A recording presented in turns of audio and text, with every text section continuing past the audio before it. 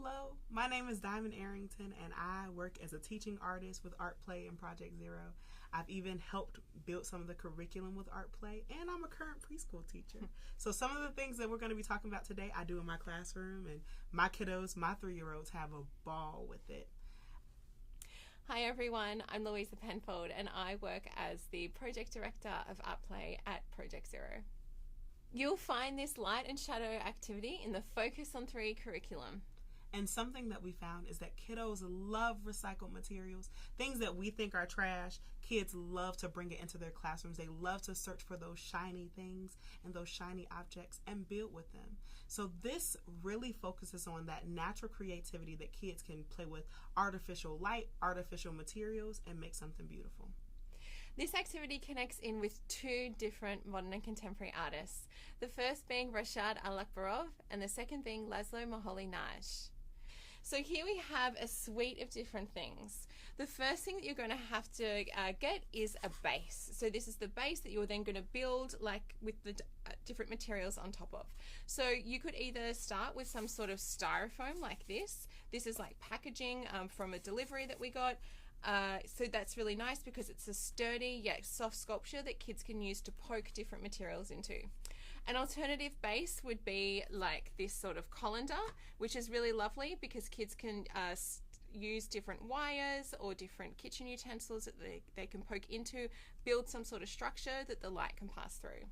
The second thing that you are going to need to think about is getting some sort of light source. So you can use both natural and artificial light sources. So artificial light sources could include like a torch light, a lamp, a light that you have in the classroom. What is really important to look for is that it has a really strong direction to it.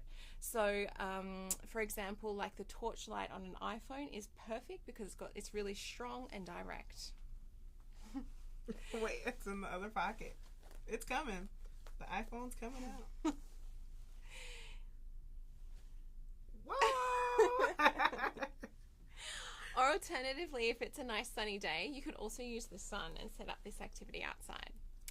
Okay, in terms of the other materials that you're going to use with the kids, you can break it down into like 3 different categories. The first being reflective materials. So these are sorts of things like CDs, mylar or thermal blankets. If you've got any kind of little acrylic mirrors about, that's perfect.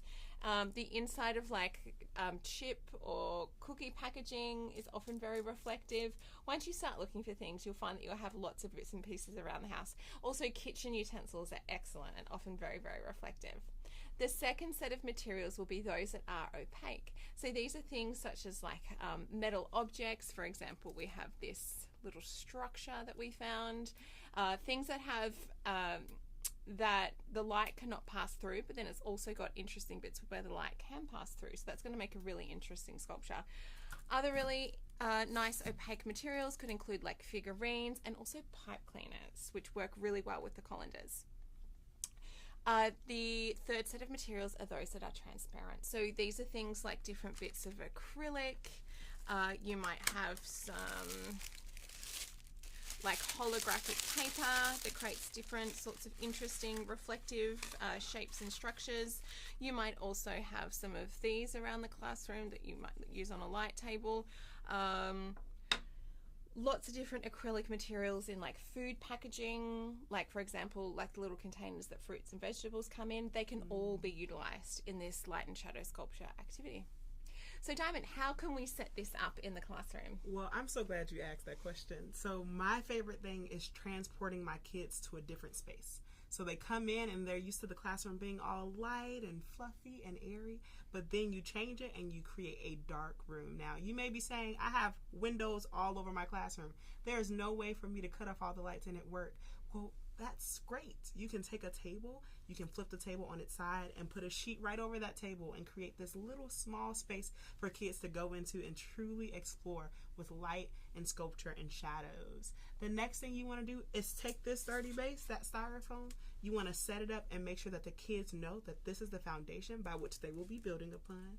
And then you want to make sure that your materials are set up in such an inviting way. So as you can see here, we kind of have piles of things, but you want to make sure that they're separate and they're probably in containers or buckets or laying around the sturdy base so that the kids can just dive on in an organized fashion. And next, you want to make sure that you introduce it like it's the best thing in the world. Like they are never going to have another experience like this for the rest of their lives. You can say something like, friends, look at all the beautiful materials we have. We have so many reflective materials, opaque and transparent materials, and I can't wait to see what you build. I can't wait to see what your structure or your sculpture will turn out to be. And then you can even point to the light and say, we have such a bright light. Do you see this big, beautiful light in a room full of darkness? I can't wait to see what shadows you cast on our white wall. And the kids will be jumping with glee. The last thing you can do if you don't feel like you have like the best introduction, you can show some of Rashad Alakbarov's work and you can say, hey, this is something that this artist did. What do you see? What do you like? And what do you think you can do? Because they are young artists, right? Absolutely. Yeah. And Rashad's work is so interesting because it uses all of these recycled and repurposed materials in really interesting ways to create these different sorts of like cityscapes. And as he talks about it, like painting with shadows. Okay, so once the kids are playing and making, there's some opportunities for you to ask some different questions and introduce some play prompts. So we can think about questions such as like, what materials would you like to add to your sculpture? What do you notice the light doing? How can we make the shadows bigger or smaller? Is the material opaque, transparent, or reflective?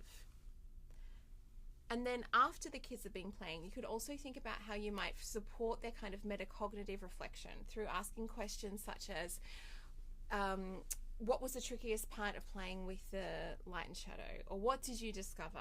What would you do differently next time? Questions that are open-ended yet specific and draw attention back to the creative process. And something that I've noticed with 3-year-olds, if you ask them, did you like when you did this? How did this make you feel? Now you are inviting their emotions into the artistic process. And what better way than to do and create with emotions and feelings? Awesome. So we're really excited to see what you do and what you create. Happy making. Yes. Have fun.